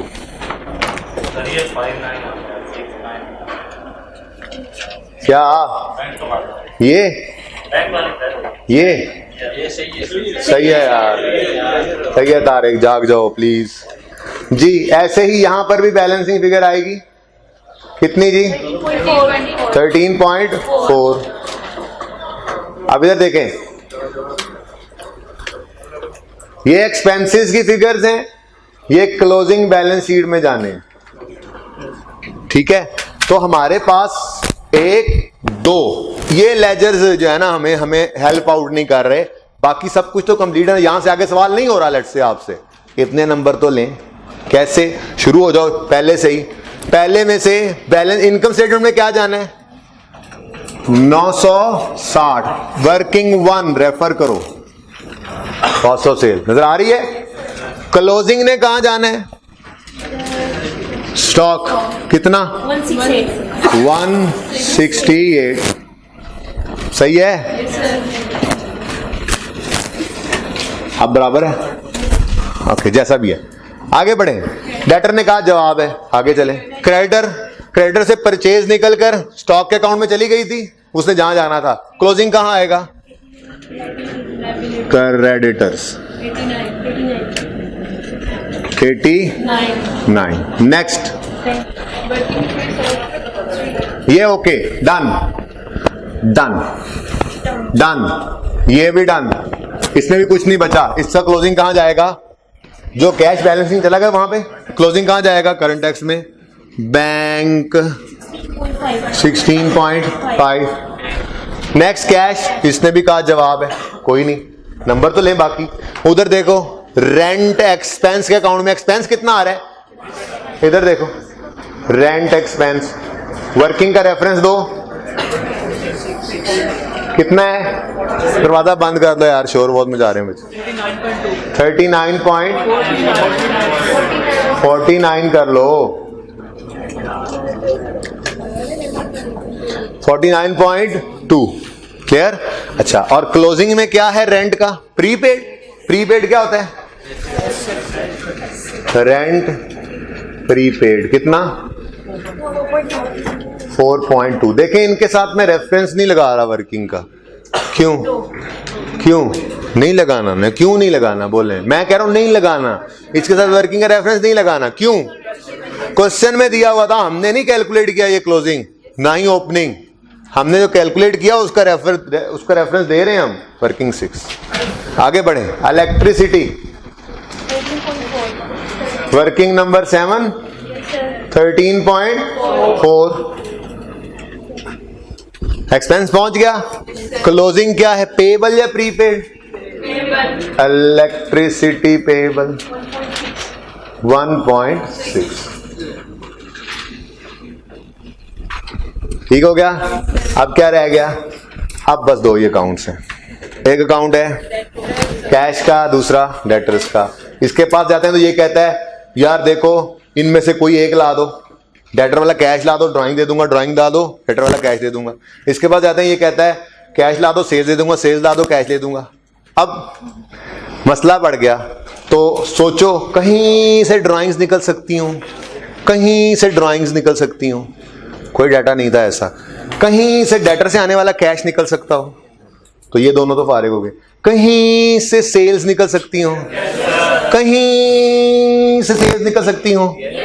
मार्कअप मार्जिन याद हो, इंट्रो में इन्वेंट्री में यूज करते थे, सेल्स को कॉस्ट पे ले जाते थे, कॉस्ट को सेल पे ले जाते थे।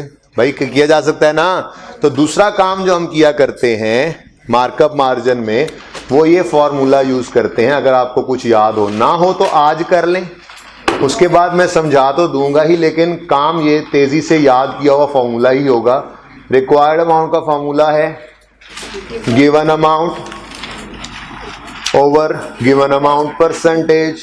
ये यूनिटरी मेथड है, ये रिवाइज करवा दूंगा, फिलहाल याद कर लीजिएगा आज घर जाके पहले इस फॉर्मूला को इनटू। इसको याद करने से आप जरा जल्दी ये काम कर लिया करेंगे पेपर के अंदर, ठीक है। तो ये दूसरा काम है जी, ये फॉर्मूला लगाएंगे। पहला काम क्या किया था जी, इक्वेशन बना ली थी। दूसरा काम ये फॉर्मूला लगा के अपनी रिक्वायर्ड अमाउंट निकालने की कोशिश करेंगे। ठीक है जी। अब मुझे बताएं आपके पास गिवन क्या है इस सिचुएशन में आज, सेल्स या cost of sales? Cost of sales given है, सेल्स पे आप जाना चाह रहे हैं।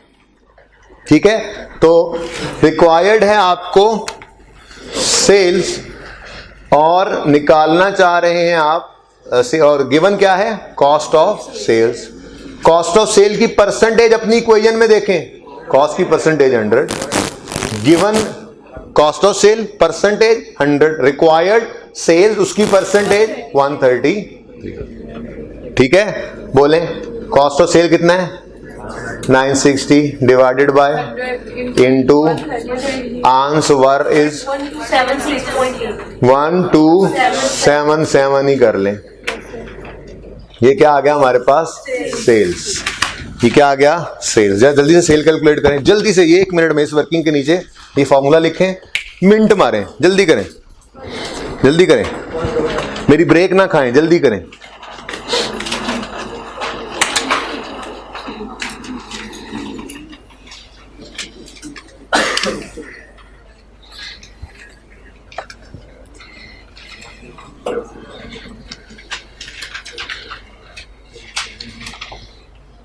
डन।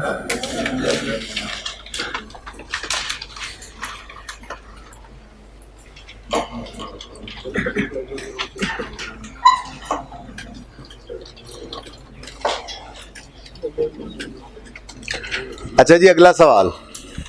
अगला सवाल क्या है, बच्चों ने कुछ ने शायद लिख भी लिया हो अभी तक डेटर के अकाउंट में इन सेल्स को, लेकिन मेरा एक सवाल आपसे कि क्या ये कैश सेल्स हैं या ये क्रेडिट सेल्स हैं या ये टोटल सेल्स हैं? देखें, कॉस्ट ऑफ सेल बिजनेस की कॉस्ट ऑफ सेल है, उसमें सबकी कॉस्ट पड़ी होती है, तो ये हैं तो टोटल सेल्स। अब ये तो आपने बीच में से निकाली नहीं कि क्रेडिट कितनी है और कैश कितनी है, और डेटर के अकाउंट में तो सिर्फ क्रेडिट जाती है, तो गलती नहीं कर रहे हम, गलती नहीं कर रहे। एक बात याद रखिएगा, जब तक सवाल में क्लियरली ना कहे कि कैश सेल्स भी हो रही हैं, खुद से अज्यूम करके खुद को मुसीबत में नहीं डाल लेना। देखो, इससे आगे सोच लो, कैश भी है, करो फिर सवाल। आगे कल वाले परसों वाले सवाल में आपको मैंने पढ़ के दिखाया था, उसने कहा था कैश फ्रॉम कैश सेल्स, यानी कैश सेल्स हैं और डेटर्स मतलब क्रेडिट सेल्स भी हैं। आज वाले पूरे सवाल में ऐसा कोई लफ्ज नजर आया जिससे लगे कि कैश सेल्स हो रही हैं। टेकिंग से मतलब वो कैश रिसीट्स हैं, वो तो डेटर्स से भी आ सकती हैं। बात समझ रहे हैं? इसका मतलब कि अगर सवाल में खुद से ना कहे कि कैश सेल्स हो रही हैं तो क्या कभी अज्यूम करेंगे? नहीं। इसका उसूल लिख लें, अब ये उसूल है। ये भी सवाल क्लियरली जब तक नहीं कहेगा ना, हम कैश की तरफ नहीं जाएंगे। और कहेगा सवालों में, आने वाले दिनों में सवाल करेंगे, कैश सेल्स भी होंगी, क्रेडिट सेल्स भी होंगी। आप होमवर्क में आज सवाल करेंगे, ठीक है? तो दोनों तरह की सेल्स होंगी, आने वाले सवालों में भी हुआ करेंगी। जब होंगी तब उनको भी कंसीडर करेंगे, ठीक है? उसमें फिर क्या होगा, उसमें ऐसे एंट्री हुआ करेगी, cash debit sale credit plus debtor debit sale credit. तो दो हिस्सों में सेल्स दो जगह से हो जाएंगी। बहरहाल आज नहीं है ऐसा, तो लिखें, आज लिखें, जब तक सवाल खुद से, जब तक सवाल क्लियरली ना कहे कि कैश सेल्स हैं, ये इस 1277 के साथ ना स्टार लगा के ये बात लिख लें, इसी के साथ लिख लें। जब तक सवाल खुद ना कहे कि कैश सेल्स के बिजनेस की कैश सेल्स हैं, तो हमने कभी भी अज्यूम नहीं करना कि कैश सेल्स हो रही हैं। जब तक सवाल खुद ये ना कहे कि बिजनेस की कैश सेल्स हैं, तो हम कभी भी कैश सेल्स अज्यूम नहीं करेंगे। इसका मतलब ये सारी सेल्स कौन सी हैं? बोलो। इसका मतलब ये सारी सेल्स टोटल सारी की सारी कौन सी हैं? क्रेडिट सेल्स हैं। ये सारी की सारी कौन सी हैं? क्रेडिट सेल्स हैं। कैश सेल्स जब सवाल में नहीं है तो क्रेडिट सेल्स ही टोटल सेल्स है ना। और बोलो, समझ आई है ये बात? कितनों को नहीं समझ आई? तो बोल क्यों नहीं रहे हैं? गूंगे क्यों हैं? पास होने वाले तो सब बोल रहे हैं, जो नहीं पास होना चाहते वो क्यों नहीं बोल रहे? पास होना चाहेंगे? अगर सवाल क्रेडिट सेल्स का, कैश सेल्स का ना कहे तो क्या खुद से अज्यूम करेंगे? तो इसका मतलब जो सेल्स नजर आ रही हैं वो सारी की सारी क्रेडिट सेल्स हैं। बोलो कौन सी सेल्स? ये 1270 कौन सी सेल है? एंट्री बोलें पास होने वाले बच्चे। डेटर डेबिट, बेटा एंट्री बोलें। डेटर डेबिट 1277 से और सेल्स क्रेडिट 1277। यहाँ पे वर्किंग नंबर 8 है, आई थिंक वर्किंग 8 में सेल्स निकाली है ना, यहाँ पे भी वर्किंग 8 में। ले जी, हो गया काम आपका, काम बन गया। इधर देखो, अब इसने कहा आ जाओ आ जाओ, ये लो बैलेंसिंग 1 2, इससे ये बैलेंसिंग लिया और भाग के यहाँ पे लिख दिया। यही तो वो एंट्री है, कैश डेबिट डेटर क्रेडिट। ये क्वेश्चन मार्क लगाने का फायदा होता है। 1 2 7 3 कहाँ से आया? वर्किंग 2 से। फटाफट इसको भी टिक करने के लिए इस क्लोजिंग को यहाँ लिख लो। डेटर्स कितने क्लोजिंग? 40। ठीक है, अब ये भी खत्म हो गया, ये भी इसमें भी कुछ नहीं करना। इसका बैलेंसिंग यहाँ पे आ गया और क्लोजिंग भी हम ले गए जी। ओ वाह वाह वाह वाह, ये भी देखो हो गया वो काम जिसका इंतजार था। सबसे एंड पे ये मुबारक ड्राइंग्स निकली हैं जी, माशाल्लाह। बोलें जी कितनी है? 74.3। हाँ वो तकरीबन वो लगभग 80,000 तो सही ही कह रहा था ना, अंदाजा तो उसे था कि इतने को मैंने ड्राइंग्स कर ली हैं। बहरहाल ये ड्राइंग्स की एंट्री भी बोल दो। ड्राइंग्स डेबिट 74.3 जी। Drawings debit cash credit. Working number कौन सी है जी? 5।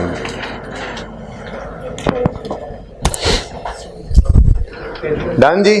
कैश का क्लोजिंग भी ले आए ताकि जान छुड़ाएं, उधर जाएं। कैश का क्लोजिंग कितना है? 3.3। ले जी, सवाल खत्म है। इधर देखें, जीपी बताएं। कैलकुलेटर हाथ में करो, ये घर पे भी हो जाएगा काम। नोट का सॉल्यूशन बुक में भी है। क्या करते हो? कैलकुलेटर उठाओ। 317। कोई अदर इनकम नहीं निकली, इनको इसको टोटल करो। 78.2 जी। ये बस 317 में से ये डायरेक्ट माइनस करो, यहां कोई टोटल शोटल करके टाइम जाया करने की जरूरत नहीं है। डायरेक्ट 146.2 का नेट प्रॉफिट आ गया। इसको उठा के यहां ले आओ। 146.2 प्रॉफिट है। ड्राइंग्स का टोटल करो। 80.3 की ड्राइंग्स हैं। चले टोटल करें, एसेट्स का टोटल करें जल्दी से, जल्दी से एसेट्स का टोटल करें, जल्दी से जल्दी से एसेट्स का टोटल करें। 235। लो जी, जल्दी से उधर भी टोटल करें, यही होगा पक्की बात। नहीं है ये? अभी तो कुछ रहता था। अच्छा वैसे बैलेंसिंग निकालो जरा, क्योंकि 235 तो इसने होना ही होना है। नहीं नहीं, कितना हो अगर मैं बैलेंसिंग निकालूं? 235 में से ये सारे माइनस प्लस कर को ना उलट करके बताओ। बैलेंसिंग कुछ बच्चों के ज़हन में आएगा ना। अच्छा जब निकालना ही नहीं तो मैं क्यों बताऊं? बैलेंसिंग नहीं निकालना। जिसने निकाल लिया ना, नहीं वो गलत कहा है तुमने। जिसने निकाल भी लिया ना बैलेंसिंग, वो गलत किया उसने। हम निकालेंगे, कैपिटल के अलग नंबर होते हैं वर्किंग में। देखें, आपको अगर याद हो अकाउंटिंग इक्वेशन आप पढ़ा करते थे, उसमें देखें प्लीज, एसेट्स इक्वल होते थे कैपिटल प्लस लायबिलिटीज के। भाई पढ़ी हुई है अकाउंटिंग इक्वेशन। अब हमारे पास एसेट्स मौजूद हैं, ओपनिंग भी क्लोजिंग भी, लायबिलिटीज भी हैं, कैपिटल नहीं है तो रीअरेंज कर लो। कैपिटल इज इक्वल टू, इधर ही रहने दिया, लायबिलिटीज को उठा के उधर ले गए।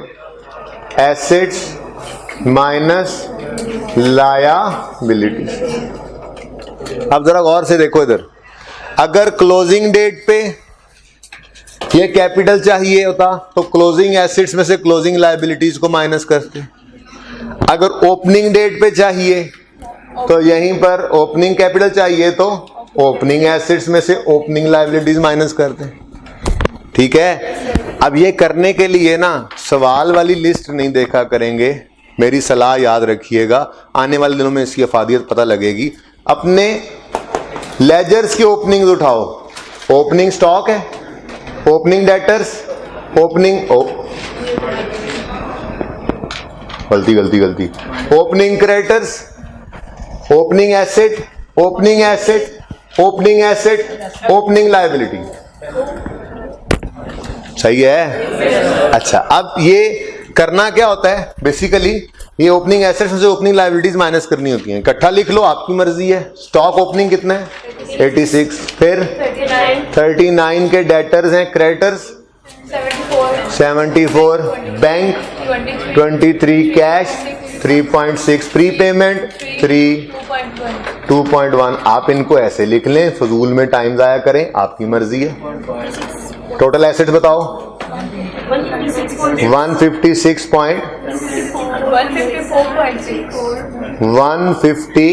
154.6 माइनस 76.1, तो जरा बताओ कैपिटल कितना है? 78 ये तो लंबा काम है, बहरहाल हम ये ब्रैकेट में ही किया करेंगे काम, इतनी तफसील नहीं चाहिए। ये काम वैसे सिखाया अकाउंटिंग क्वेश्चन से निकलेगा। इधर देखें, अपने लेजर्स के स्टार्ट से शुरू करें। एसेट्स हो प्लस, लायबिलिटीज हो तो माइनस। इधर देख लो, वो हो जाएगा। ये देखो, सबसे पहले क्या आ रहा है? एसेट है कोई, कितना? 86, इसने जवाब दे दिया